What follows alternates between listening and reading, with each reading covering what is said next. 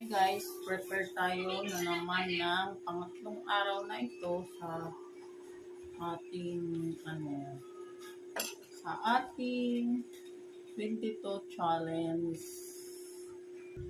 So guys, gawa tayo, may pipino ako at saka pineapple. Bumili lang ako sa palengke ng isang pipino at saka isang pineapple para may juice tayo.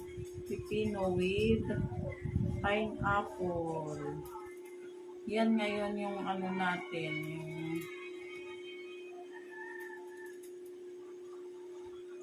meal.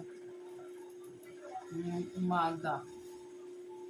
Day 3. Day 3 ito guys.